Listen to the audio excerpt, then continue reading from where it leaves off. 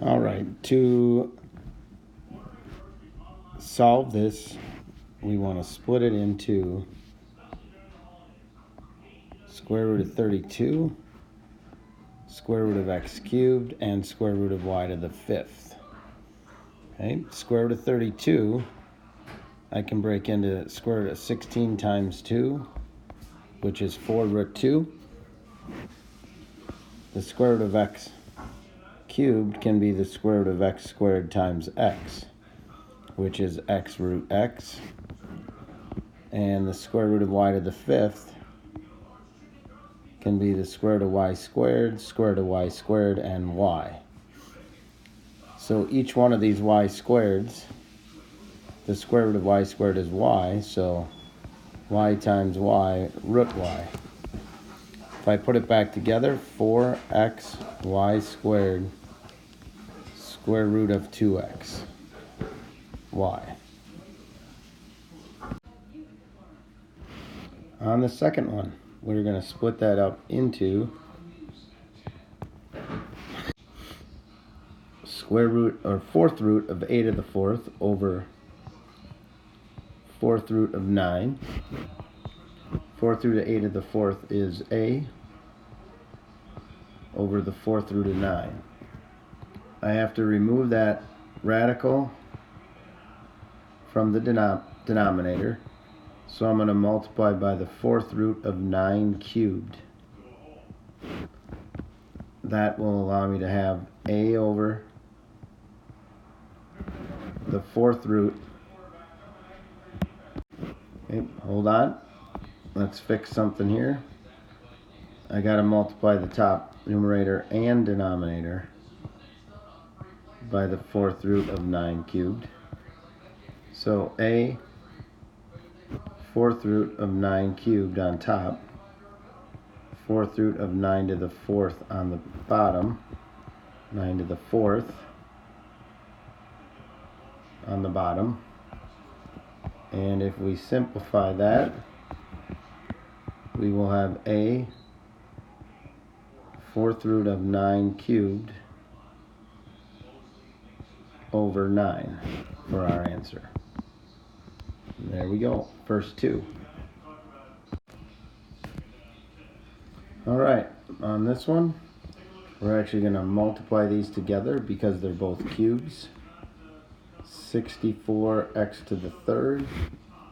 I then will break it up into the 64 cube root of x cubed. Cube root of 64 is 4. Cube root of x cubed is x, so 4x. Number 4, I got to rewrite. Fourth root of 16 cubed. Remember, the root's on the bottom and the power's on the top. Fourth root of 16 is 2. 2 cubed is 8. And we're done. All right, on these problems right here, number 5, when we're going to combine those, we have to add the exponents, so 3/5 plus negative 4/5 will be 5 to the negative 1/5, which is 1 over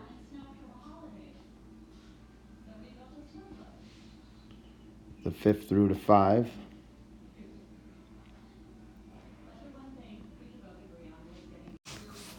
Now we need to get the radical out of the denominator by multiplying top and bottom by the fifth root of 5 to the fourth.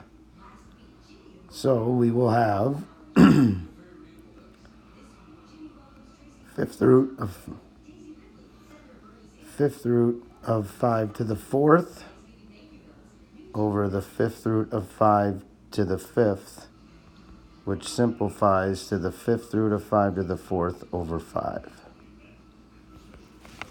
All right, next one. Power raised to a power. We're going to multiply. So this will be 35 to the 5/8 times 8, or 8 over 1, which will reduce to 35 to the 5ths, which we will leave without a calculator. We'll be fine. Okay, again, simplifying with rational exponents. Negative exponent tells us to take the reciprocal.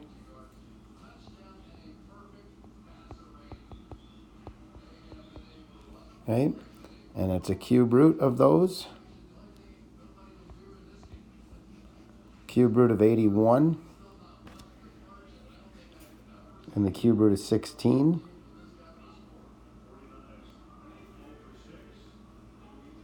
Cube root of 81. If I break that into 27 times 3. And the cube root of 16 I can break into 8 times 2. So 3 root 3. Cube root of 8 is 2. Cube root of 2. Have to get rid of the radical on the bottom again. So I got to multiply by cube root of 2 squared. Cube root of 2 squared. Which will equal, on the bottom, 2 cube root of 2 to the 3rd. And on top, 3 cube root of 12.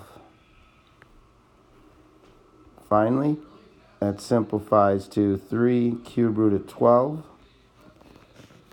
over 2 times 2.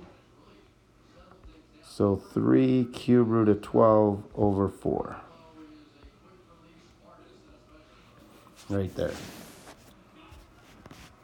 Okay, again, the important part of that problem is to rationalize or remove that radical from the denominator. Okay. Up here, we're going to have to subtract the exponents in number 8.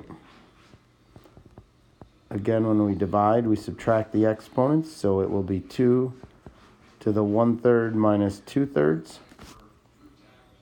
2 to the negative 1/3.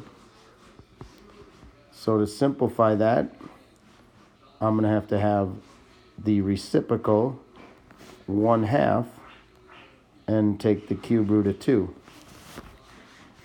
Again, have to remove the radical from the denominator.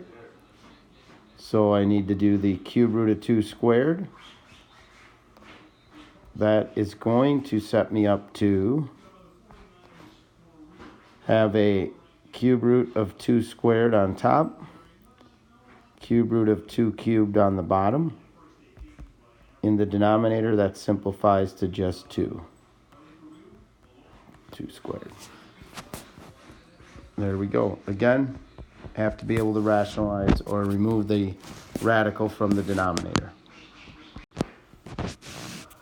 All right, so we're going to rewrite this.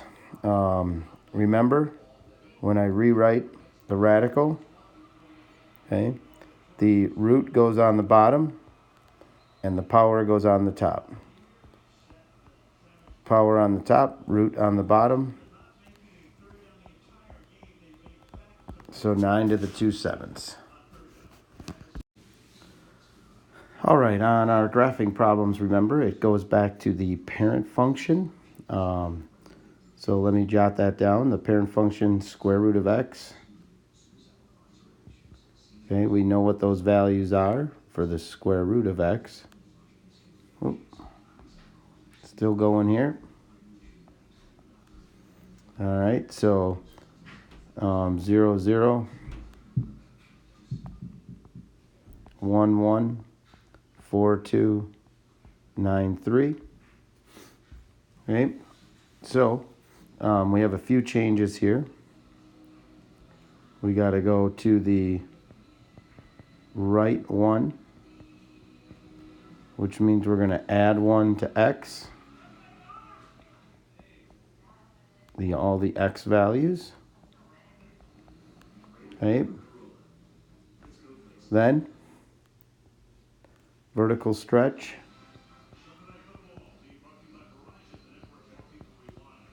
of 3. So for that, we're going to multiply the y values by 3. 0, 3, 6, 9. And finally, up 2. So we have to add 2 to the y values. 2, 5, 8, 11. All right, so we're going to graph 1, comma 2, 2, 5, 5, 8,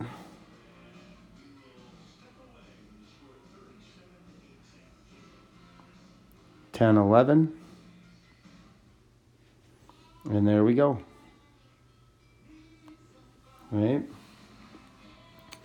All right, now domain x such that if I look on the x-axis here, everything is bigger than or equal to 1. The range, if I look on the y-axis, up and down, everything is 2 or bigger. So y is greater than or equal to 2.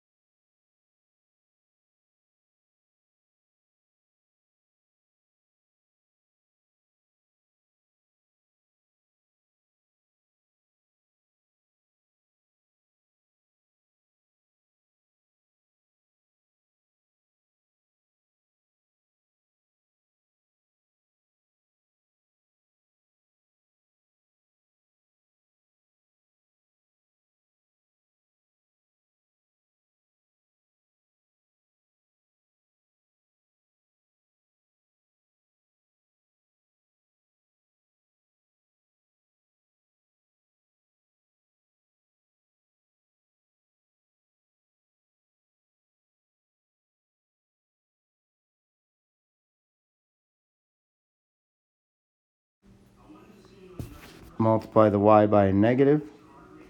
All right, so negative 1, negative 2, positive 1, positive 2. Then we're going to have to vertical stretch of 2.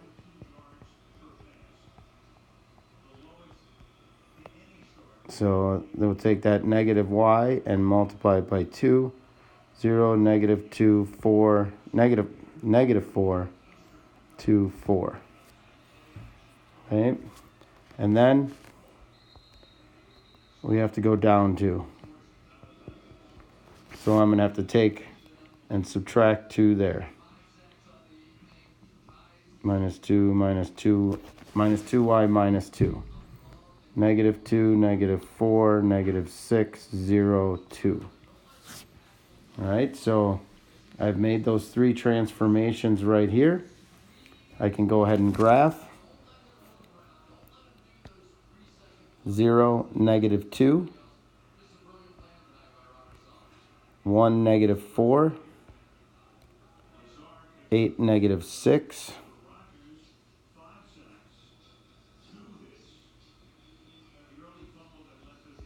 Right there. Negative 1, 0. Negative 8, 2.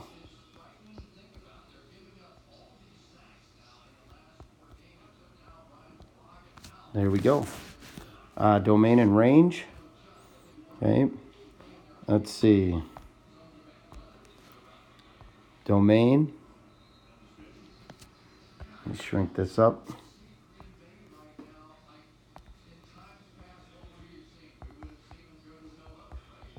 Domain X is all real numbers.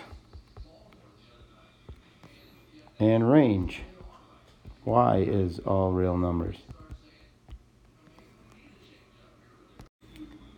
All right, number 12. Again, we're dealing with a square root function, so let me get the parent function set up. 0, 0, 1, 1, 4293. We got a couple changes here. Okay. We got one to the left, and then horizontal stretch by 3. Okay. Now, that means, all right, so for the one left, we're going to have to take x minus 1.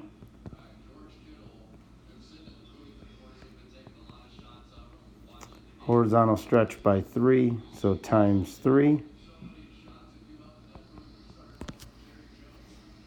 Negative 3, 0, 9, 24. All right, so we got a square root. We're going to graph these points. Negative 3, 0.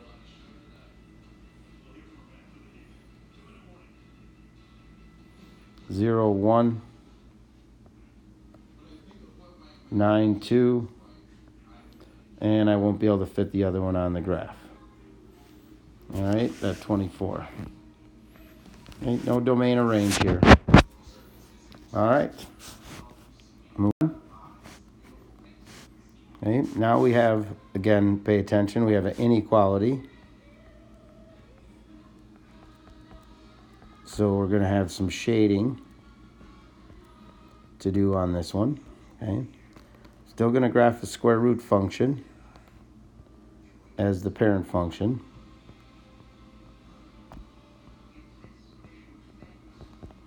Okay, so I'm going to need an x and a y.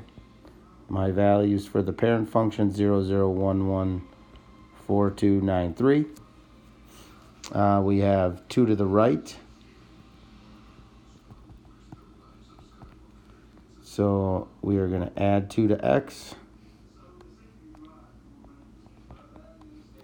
2, 3, 6, 11. And we are going to go 1 up. Add 1 to y.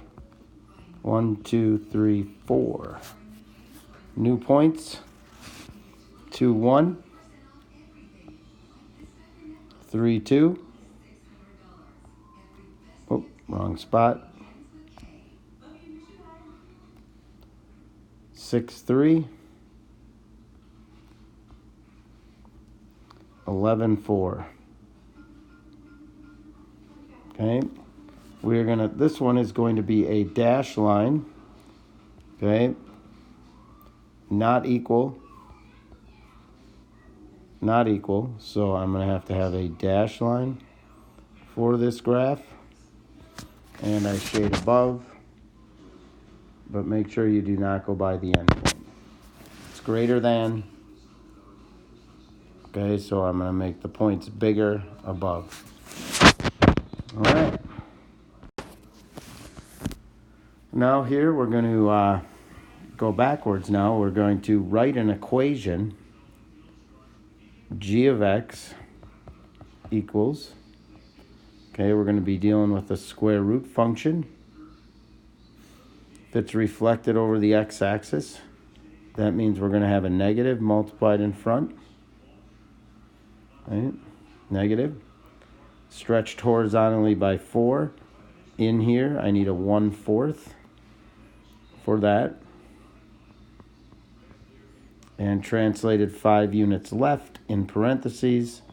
That's going to be an x plus 5. Okay? So translated 5 units left. Horizontal stretched horizontally by 4. It means 1/4. And a reflected over the x-axis puts a negative in front. All right, now we are solving equations with cube roots or square roots. So we need to isolate the radical. So I'm going to divide by negative 2. Cube root of 4x plus 2 equals 4. Then I can take that to the third power. So I can eliminate the cube root. 4 cubed is 64. Subtract 2. 4x equals 62. Divide by 4. 62 31 halves. There you go. Okay, 31 halves. Number 16, the square root here is already isolated. Again, remember to isolate the radical first. Okay, now it is isolated, so I can go ahead and use parentheses to square both sides. I get x plus 4 equals x minus 8 quantity squared. I need to square that out. On the right side, I get x squared minus 16x plus 64. That's a quadratic. I'm going to set it equal to 0. I'm going to subtract the x and the 4 from both sides. And I'm going to end up with 0 equals x squared minus 17x plus 60, which I can factor. X minus 15. Oh, sorry.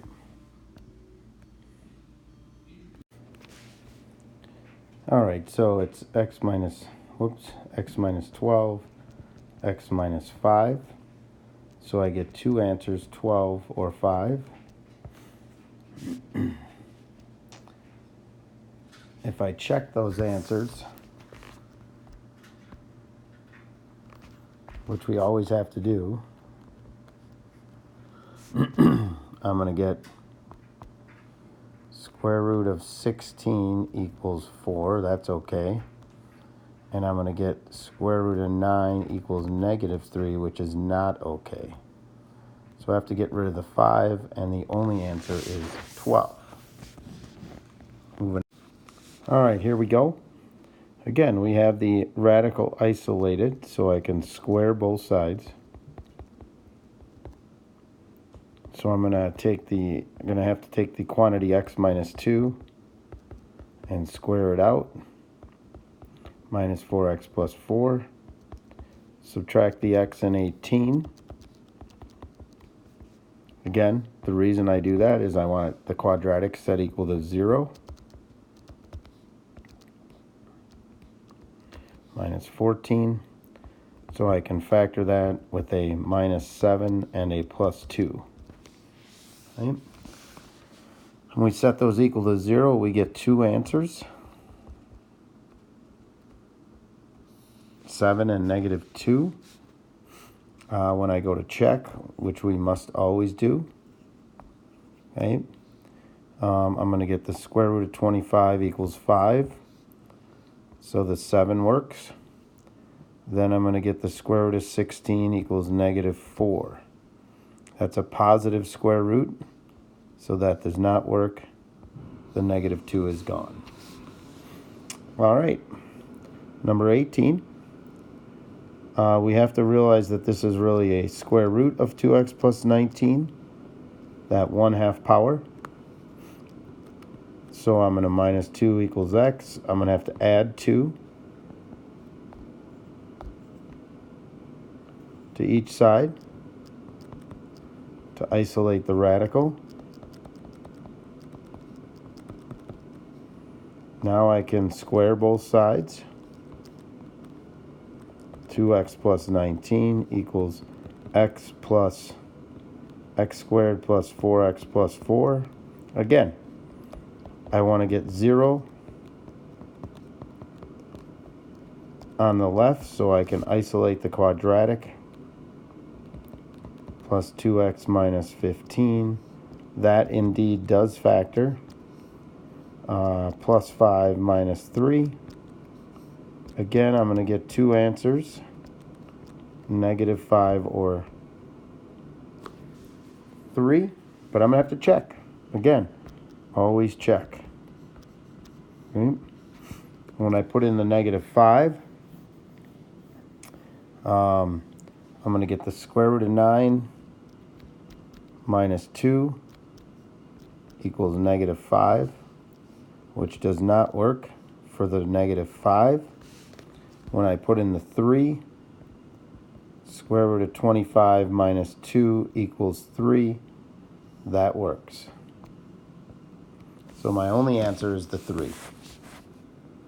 All right, moving on. I believe we're coming to the last two problems.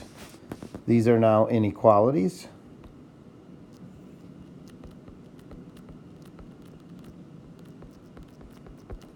Okay, now remember in the inequalities with the square roots, we know that anything under the square root, we have to make sure we add in the fact that it has to be greater than 0. Very important fact that we learned, right? We can't take the square root of negative numbers. So we're still going to isolate the radical here. So in number 19, square root of x plus 5 less than negative 3 plus 6. Square root of x plus 5 less than 3. I'm going to square both sides now, and we are going to get that the x plus 5 is less than 9.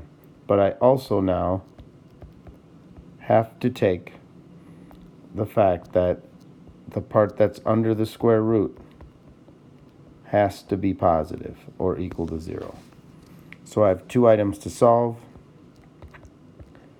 I'm going to subtract 5 with both of them.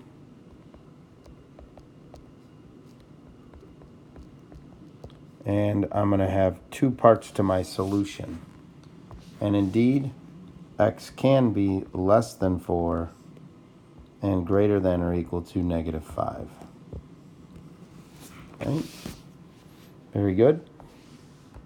Shrink that part up a little. Come over here and solve number 20.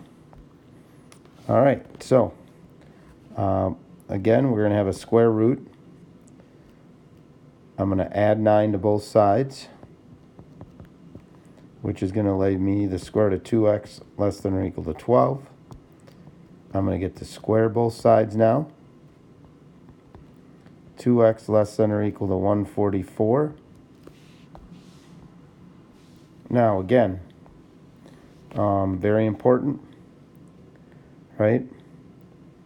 Because we have that square root. I take what's under the square root. That has to be positive, so bigger than 0. For both of these, I'm going to divide by 2. X is less than or equal to 12, and x is greater than or equal to 0. That indeed can happen. A number can be less than 12 and greater than or equal to 0. I combine those into my final solution. All right, so great review. These are posted in Classroom, and a great way to get ready for the test is to practice, practice, practice, and then learn from the solutions.